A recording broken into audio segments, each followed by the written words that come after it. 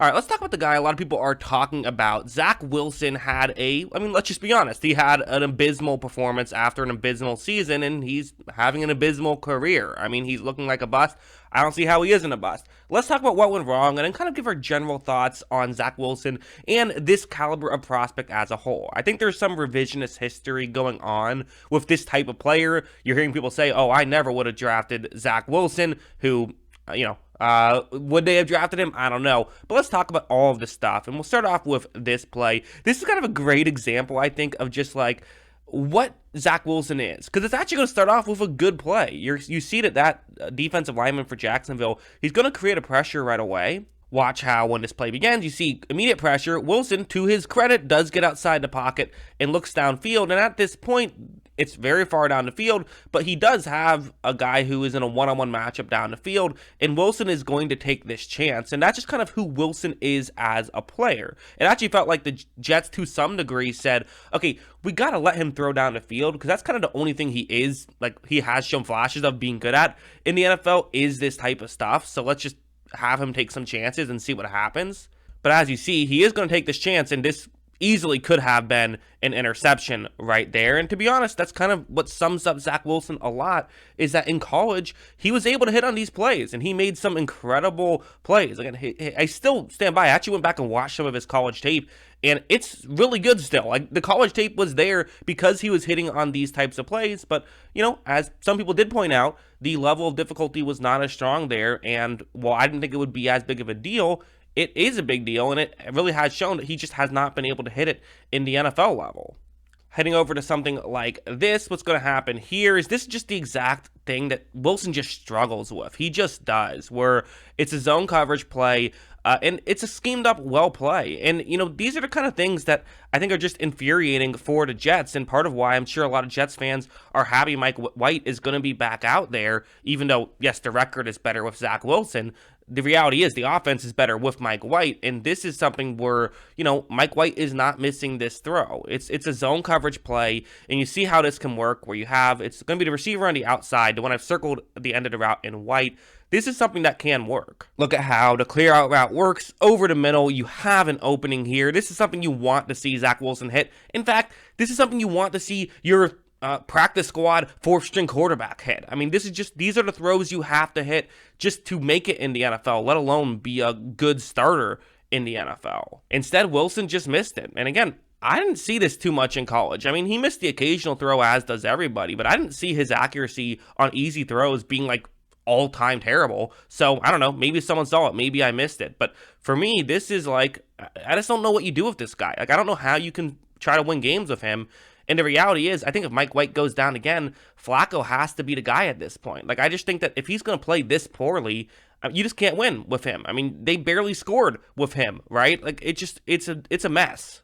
Heading over to this play, this is another good example of kind of just like the weirdness of Zach Wilson. Because again, going back to, I don't want to just make this all about draft evaluation, but I think it's worth, I think that's a big part of the story with Zach Wilson. And part of the thing about the draft evaluation was like you would see his creativity and kind of his way to make these unique plays, make these off-platform plays. And that's kind of what we're going to see on this one, where really it starts off with the kind of how he maneuvers in the pocket. Look at how he's actually going to do something a little clever, I think. There's pressure up the middle, and he's able to kind of sidestep around the pressure, but step back up in the pocket and locates a receiver. So, okay, again, these are highlight reel level plays. I'm showing highlight reel level plays that are still nearly interceptions and incompletions because that's just what we have here. These are his best plays.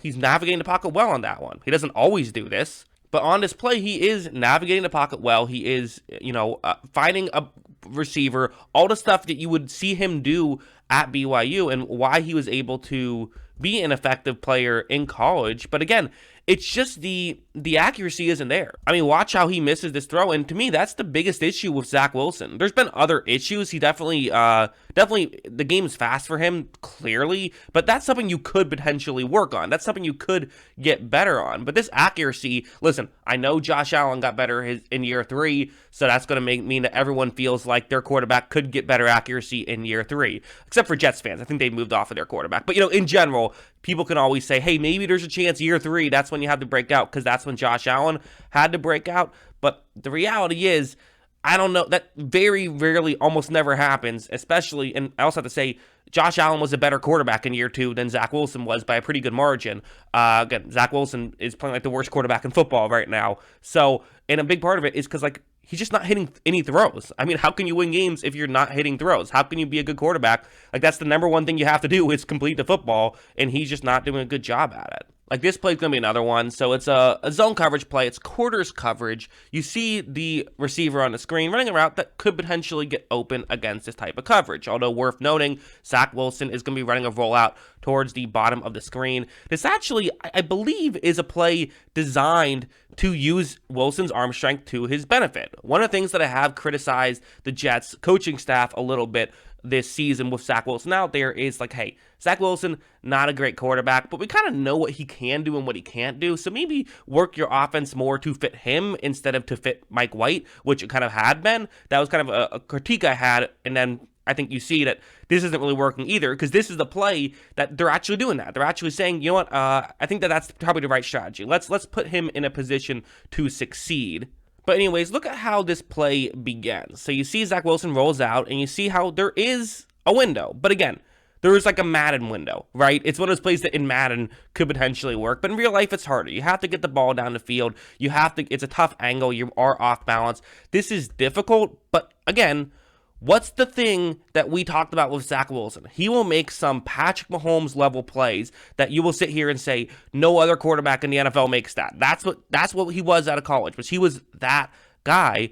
And these plays, these ones that we thought he would make in the NFL, he's just not making. Watch, as you see, this is going to be a terrible situation. I mean, it was a good closeout on that route by the receiver trying to make the grab, but that just wasn't happening. And that's just the issue with Zach Wilson is everything. I mean, everything is the issue with Zach Wilson. This guy has been, he's had a tough time playing in the NFL this season in his career. There's no getting around it. So, he played poorly. This is probably it for him, as Mike White is coming on to be the starter. As I said, I don't even think he should be the backup.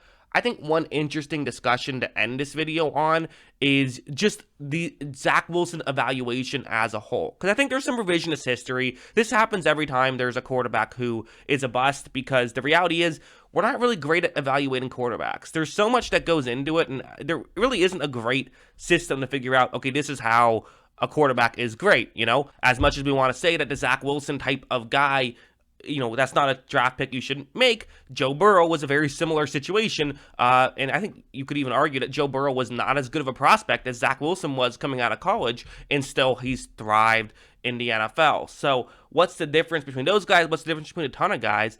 It's always difficult to say.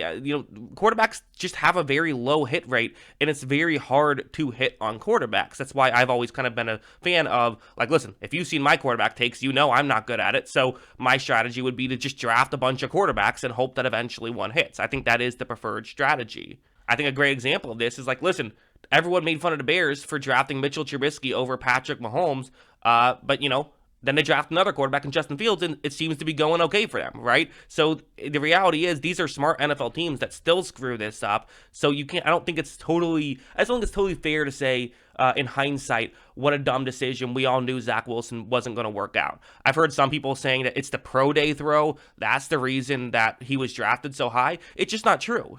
Everyone was saying he was going to go number 2 overall, and some people even saying number 1 overall well before the pro day. I mean, his tape is what got him drafted so high. It wasn't the combine stuff. I don't know why that narrative has surfaced all of a sudden. Again, some revisionist history, because people love when a guy gets drafted just because of their combine stuff and pro day stuff, and then doesn't work out, because then they can make teams feel like they're idiots.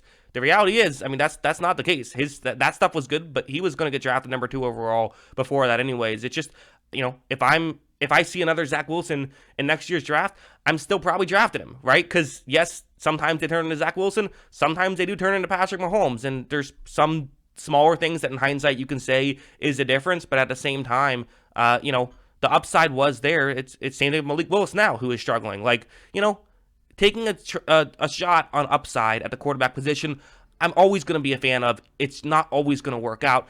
The best teams in football don't hit on quarterbacks very often. the smartest people in the world at this still only hit about 1/3 of the time on quarterbacks, so it's just difficult. But that's what I think about all this. What do you guys think? Let me know in the comments below. Always love hearing from you. And of course, as always, thanks for watching.